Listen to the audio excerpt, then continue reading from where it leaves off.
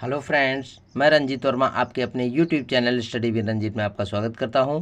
Friends, मैं आज आपको शब्द अलंकार का दूसरा भेद जो कि यमक अलंकार है उसका अर्थ, परिभाषा और उदाहरण आपको पढ़ाऊंगा। तो फ्रेंड्स, पिछले वीडियो में आपने देखा अनुप्रास अलंकार और उसके भेद, और आज हम अपने इस वीडियो में आपको यमक अलंकार की परिभाषा, अर्थ और उसके कई उदाहरण आपको पढ़ाएंगे। तो बच्चों, हम देखते हैं यमक अलंकार। देखिए बच्चों, यमक अलंकार। तो यमक अलंकार का अर्थ क्या होता है? तो यमक का अर्थ होता है युग्म या जोड़ा। आप कह सकते हैं यमक का अर्थ होता है युग्म अथवा जोड़ा। ठीक, अर्थात कह सकते हैं कि दो शब्द जोड़े में हों किंतु उनके अर्थ अलग अलग हों, यहाँ वहाँ पर यमक अलंकार होता है। ठीक है, यहाँ पर बच्चों बहुत ही ध्यान से समझना है। देखिए, यमक अलंकार का अर्थ हो, ये जो यमक अलंकार हमारा है, तो यमक का अर्थ होता है युग्म या जोड़ा। युग्म अर्थात जोड़, जो जोड़े के रूप में प्रयोग हो, या जोड़ा बताया गया है। ठीक है, अर्थात दो शब्द जोड़े में हो किंतु उनके अर्थ अलग अलग हो, वहाँ यमक अलंकार होता है। बच्चों, पिछली कक्षाओं में हमको पढ़ाया गया है कि जहाँ पर दो शब्द, ठीक है, किसी काव्य में दो शब्द क्रमशः आते हैं किंतु उनके अर्थ अलग अलग होते हैं, वहाँ पर यमक अलंकार होता है। ठीक है, तो इसकी परिभाषा भी बच्चों मैंने नीचे लिख दी है कि जब किसी काव्य में एक शब्द एक से अधिक बार प्रयोग में आए किंतु उसका अर्थ अलग हो, वहाँ यमक अलंकार होता है। ठीक है, देखिए, जब किसी काव्य में, कोई भी काव्य हम पढ़ते हैं या लिखते हैं, तो उसमें यदि उस काव्य में एक शब्द एक से अधिक बार प्रयोग में आता है किंतु उस शब्द के जो अर्थ होते हैं वो अलग अलग होते हैं, तो वहाँ पर यमक अलंकार होता है। जैसे यहाँ पर देखते हैं, मैंने उदाहरण नंबर फर्स्ट लिखा है बच्चों। बहुत ही छोटा वीडियो और बहुत ही महत्वपूर्ण वीडियो, जो वीडियो बोर्ड परीक्षाओं के लिए बहुत ही उपयोगी है।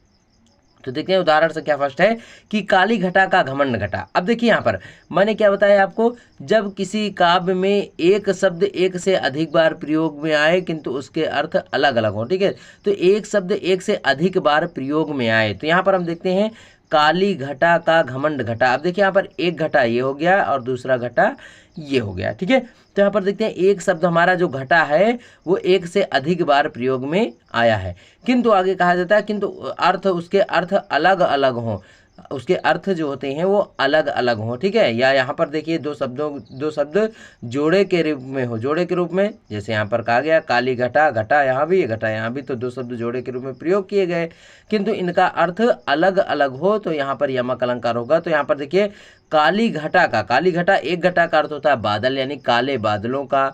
ठीक है, एक घटा का अर्थ होता है बादल, और दूसरी घटा का क्या होता है, घटा माने कम हुआ, घमंड मतलब कम हुआ, यानी काले बादलों का घमंड घट गया अर्थात कम हो गया। तो एक घटा का अर्थ हुआ बादल और दूसरी घटा का अर्थ क्या होता है, कम होना। ठीक है, तो यहाँ पर देखिए काली घटा का घमंड घटा, यानी काले बादलों का घमंड कम हो गया। तो यहाँ पर देखिए एक घटा का अर्थ हुआ बादल और दूसरी घटा का अर्थ हुआ कम हुआ। ठीक है, तो यहाँ पर कौन सा अलंकार हुआ बच्चों, यमक अलंकार हुआ। ठीक है, बहुत ही शॉर्ट उदाहरण मैं आपको पढ़ा रहा हूँ।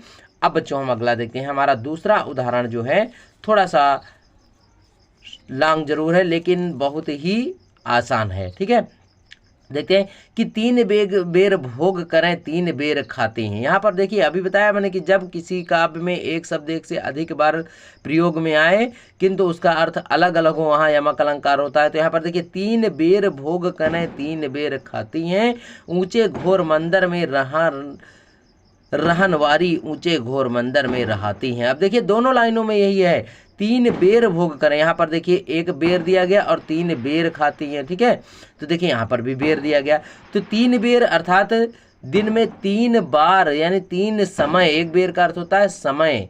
ठीक है, भोग करें यानी तीन बेर खाने वाली, अब क्या होता है, तीन बेर खाती हैं, यानी तीन बेर मतलब तीन बार। जो बेर, यहाँ पर एक बेर का अर्थ होता है समय और एक बेर का अर्थ होता है बेर, जो फल होता है। ठीक है, बैर जिसको कहते हैं, बैरी, वही होता है बेर। ठीक है, तो तीन बेर यानी दिन में तीन बार भोजन करने वाली अब दिन में केवल तीन बेर फल खाकर ही गुजारा करती हैं और ऊंचे घोर मंदिर में रहने वाली ऊंचे घोर मंदिर में रहते हैं। यानी ऊंचे यहाँ पर घोर मंदिर, यहाँ पर भी एक दिया गया शब्द और ऊंचे घोर मंदिर यहाँ भी दिया गया है। तो वो एक घोर मंदिर का अर्थ होता है बच्चों राजमहल, ठीक है, और दूसरे घोर मंदिर का अर्थ होता है पहाड़ या पर्वत, ठीक है, पर्वत की गुफाएं या कंदराएं, ठीक है। तो यहाँ पर कहा गया कि 3 बेर भोग कर रहे हैं, 3 बेर दिन में 3 बेर भोग करने वाली राजा की जो रानियां थी वो अब केवल 3 बेर फल खाकर समय गुजारती हैं, पूरा दिन व्यतीत करती हैं। और जो ऊंचे ऊंचे राजमहलों में रहने वाली थी वो अब ऊंचे ऊंचे पहाड़ों की गुफाओं में रहकर अपना जीवन गुजारती हैं, ठीक है। तो यहाँ पर कौन सा अलंकार हुआ? यमक अलंकार हुआ। यहाँ पर देखिए एक बेर का अर्थ होता है समय और दूसरे बेर का अर्थ होता है बेरफल। और यहाँ पर ऊंचे घोर मंदिर, यहाँ पर देखिए दोनों पंक्तियां जो हैं इन दोनों पंक्तियों को अलग अलग करके भी एक एक उदाहरण तैयार किया जा सकता है। एक घोर मंदिर का अर्थ होता है राजमहल और दूसरे घोर मंदिर का अर्थ होता है बड़े बड़े पहाड़ की कंदराएं या गुफाएं, ठीक। अब बच्चों एक उदाहरण और हम आपके लिए बहुत ही ईजी है जो कि आपने कई बार सुना होगा। कनक कनक ते सौगुनी मादकता अधिकाय या वह पाए बौराय जग या खाए बौराय। अब यहाँ पर देखिए कनक कनक ते सौगुनी, यहाँ पर अभी बताया गया किसी एक काव्य में एक शब्द एक से अधिक बार प्रयोग हुआ है। तो यहाँ पर देखिए कनक शब्द 2 बार प्रयोग में आया है किंतु इसका अर्थ अलग अलग है। एक कनक अर्थ होता है सोना और दूसरे कनक का अर्थ होता है धतूरा। तो या तो सोने को व्यक्ति अधिक पा जाता है तब वो पागल हो जाता है, या धतूरे के फल को खा लेता है तब वह पागल हो जाता है। तो यहाँ पर देखिए कनक शब्द 2 बार प्रयोग किया गया है किंतु इसका अर्थ अलग अलग है, इसलिए यहाँ पर हमारा कौन सा अलंकार होगा? यमक अलंकार होगा, ठीक है। तो यहाँ पर देखिए कनक शब्द जोड़े के रूप में प्रयोग किया गया है। तो बच्चों हम अपने इस वीडियो को यहीं पर विराम देते हैं और अपने अगले वीडियो में हम आपको श्लेष अलंकार का अर्थ, परिभाषा और उदाहरण पढ़ाएंगे। तो बच्चों यदि अभी तक आपने हमारे चैनल को सब्सक्राइब नहीं किया है तो सब्सक्राइब करके बेल आइकन दबाना न भूलें जिससे मेरे संपूर्ण वीडियो आप तक पहुंच सकें। और यदि आप पहली बार मेरे चैनल पर विजिट कर रहे हैं तो बेल आइकन यानी सब्सक्राइब बटन नीचे दिया गया लाल सब्सक्राइब बटन दबाकर बेल आइकन दबाना ना भूलें। धन्यवाद।